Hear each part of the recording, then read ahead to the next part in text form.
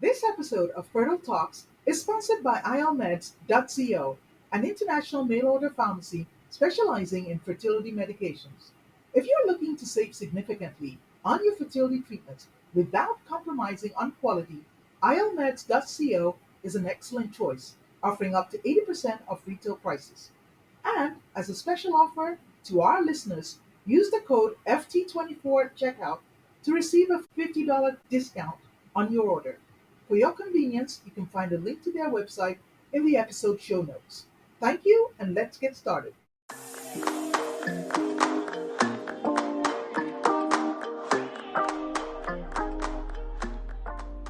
Welcome to Fertile Talks, the global podcast celebrating the diversity of fertility journeys. I'm your host, Dr. Yemi Famuyiwa. Whether you're just starting or simply curious, this is your safe space. In each episode, we will bring you expert insights, heartfelt personal stories, and the latest in reproductive health.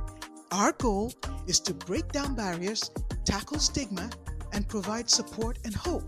So, whether you're in the Americas, Africa, or Asia, Fertile Talks is your companion on the path to parenthood. Thank you for tuning in and welcome to Fertile Talks.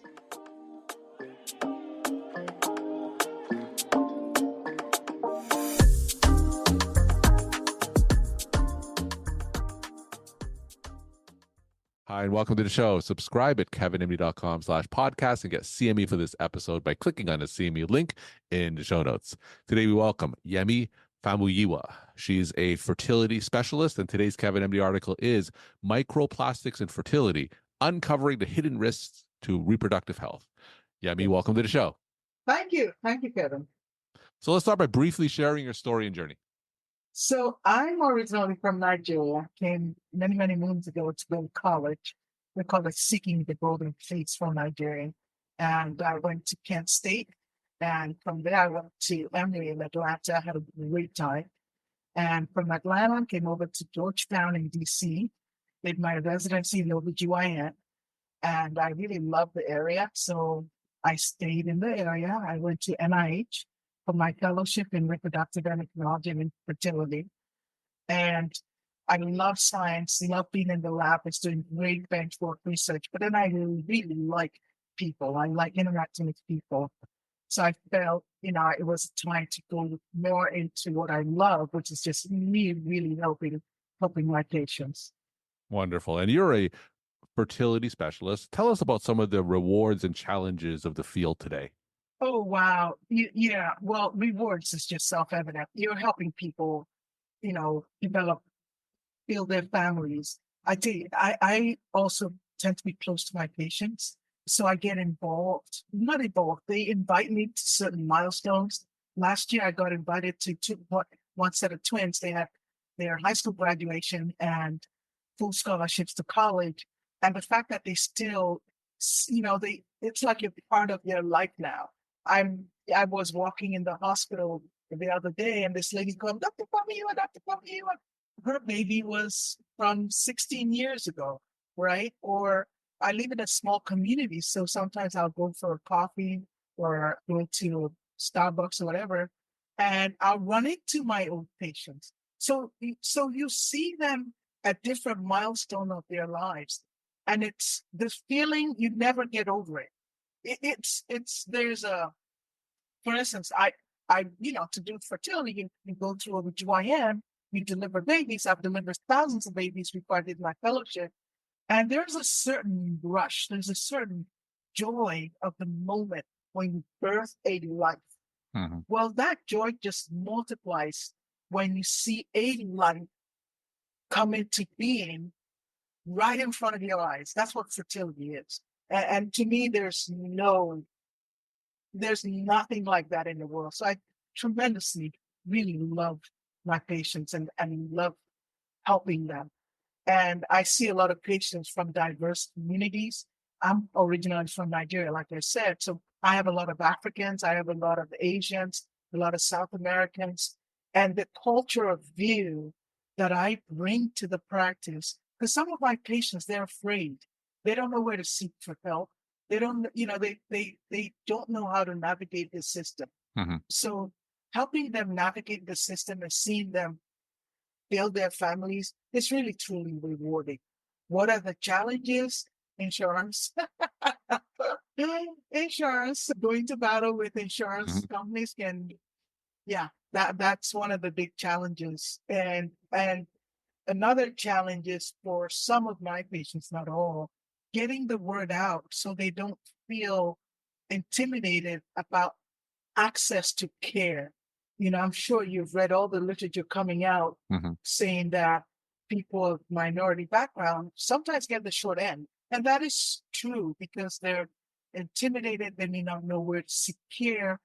And that's my job. That's my job to bring the message to them, to help them navigate, to treat them in a fair manner and make sure that they feel, oh my gosh, I know where to go. And then the other half is I also take care of a lot of physicians Mm-hmm. because believe it or not, physicians, we're busy taking care of patients, right?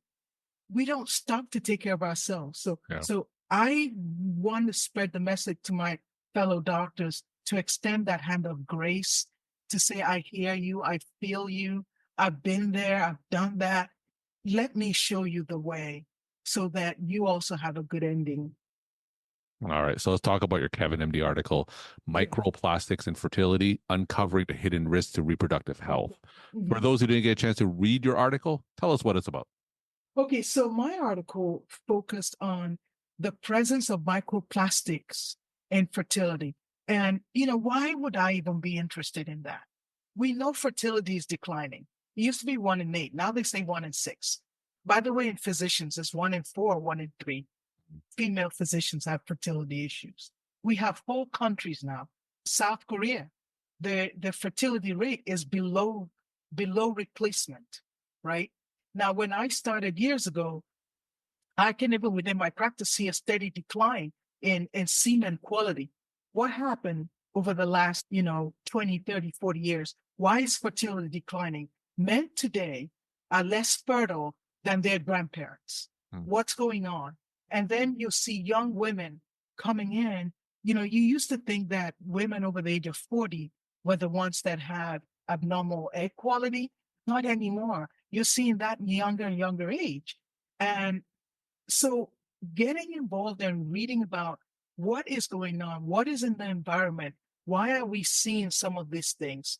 So as I read different articles, there was an article that came out and said, wow, they found microplastics. They found microplastic in semen, right? They found in the maybe in the testes and whatnot. So you start reading more articles and you start to seeing what's going on. Why is this happening? Is what I start looking at. And then you see that there are articles now saying that there are nanoparticles and microparticles showing that there are a lot of plastics like it's a polyethylene PVC particle Mm-hmm. is present in either the sperm or in the testes or in the eggs, and it's affecting the quality of what's going on. So we're seeing more and more of that. So just to give a definition so all my listeners be on the same page, what exactly is a microplastic? How is that defined? Yeah. So a microplastic is a plastic particle that is less than 5 nanometer, Mm. and then the particle that's less than zero point 0.5 or zero point 0.1, right? You're starting to see more and more in not just testes alone, but in the semen, right? So is there a bridge between, is there something going on? Is the microplastics that we see, is it affecting fertility? It's so pervasive. People don't even think about it. Um, for instance, the way people use plastics, they might wrap their food in plastic containers. If they heat food in plastic containers, it leaches plastic into the food. So they have to be careful about what kind of particles is in the food that they eat. For instance, you look at not just plastics in food, but in what they inhale, what kind of fibers are they exposing their their body to, and how is it affecting, is it I don't think we can blame that only for fertility issue, but there is something to be said for the number of plastics in the environment, and is it decreasing the success rate of fertility that we see. So you mentioned a couple of examples, microwaving or heating up food in Yes. plastic containers. You Yes. mentioned something like fibers, or you talking about clothing and Yes. packaging, and what would be some other exposure to microplastics that we ordinarily wouldn't think about?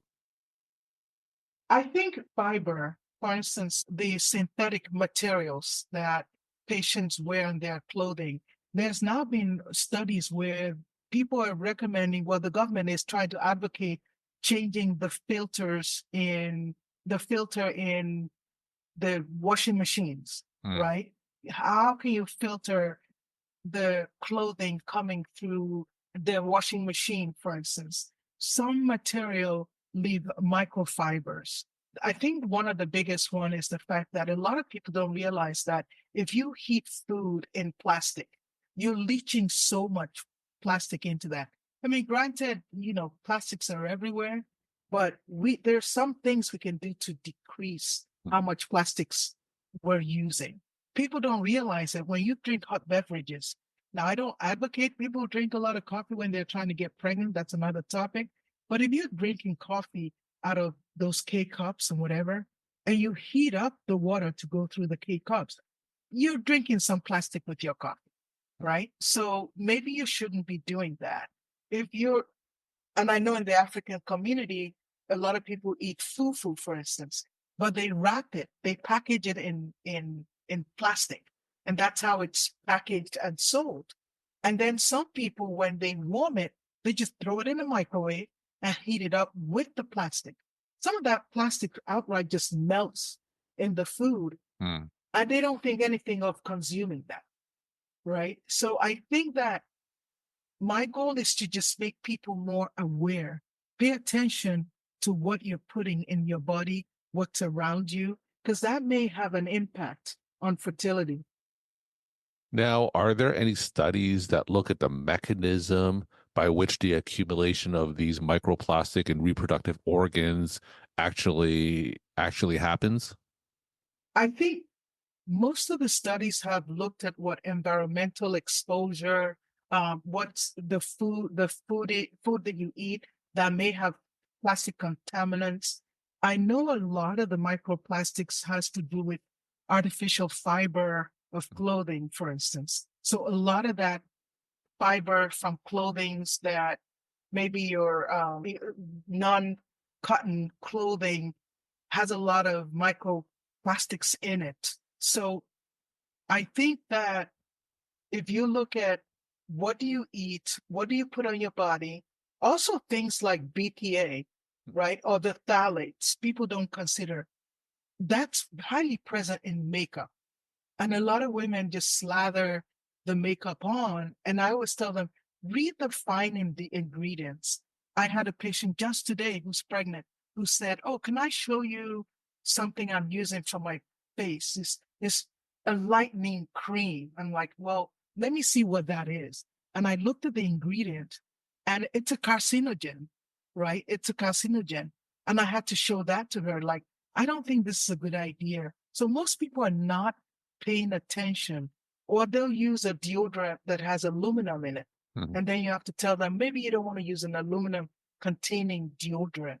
For instance, even dryer lint, right? If you're using dryer lint, it has a lot of phthalates in there. So I tell my patients, can you avoid using dryer lint? Because it does have a lot of phthalates. One of the books that I like to recommend to a lot of my patients is called It Starts with the Egg, where it breaks down all these material that are present in either the environment or in food, and helping patients make wise choices so that they decrease the contamination to their body. Hmm.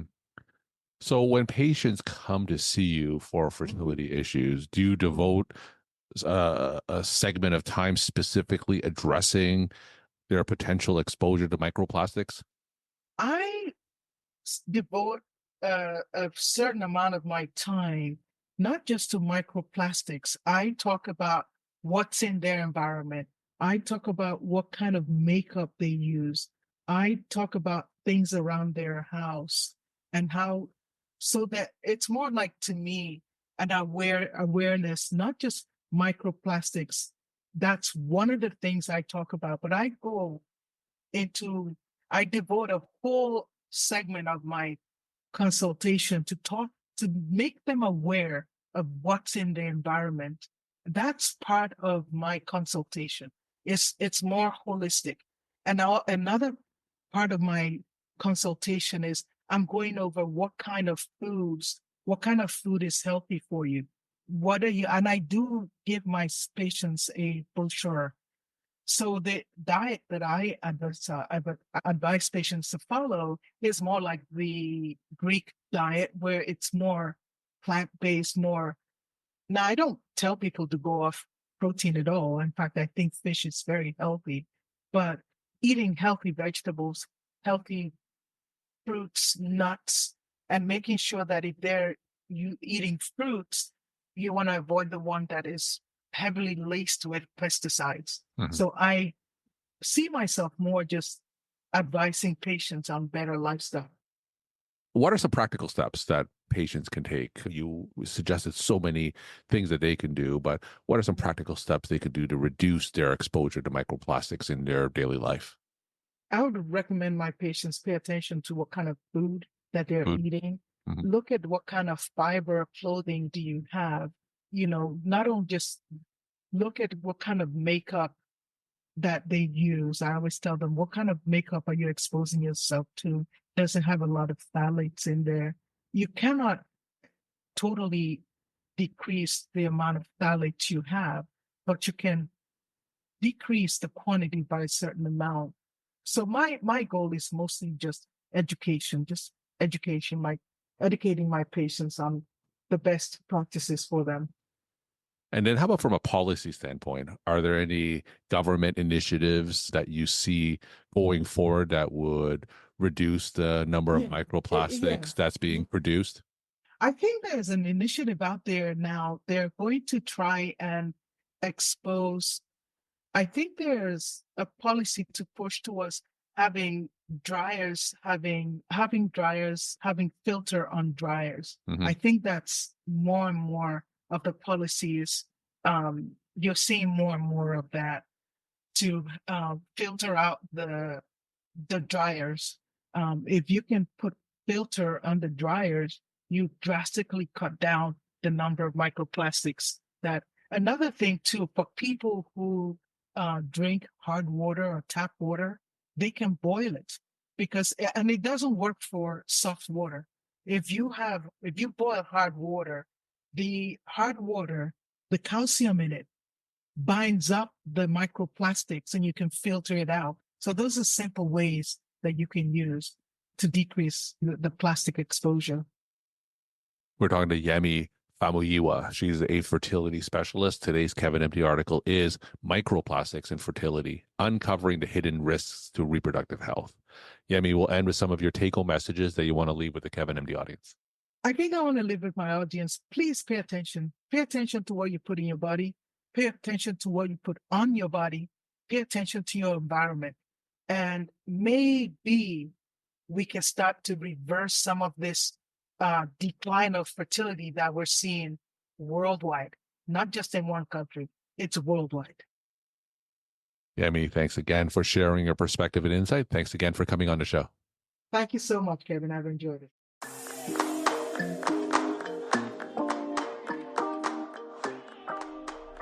Thank you for tuning in to Fertile Talks. We hope today's episode has provided you with valuable insights and support for your fertility journey. Remember, you are not alone. Now, if you have any questions or topics you'd like us to cover, please simply leave us a comment. And please don't forget to like, share, and subscribe with a friend. Your ratings, your shares, and your reviews are greatly appreciated and is going to help us serve more of our listening audience. Thank you once again. This is Dr. Famuyiwa.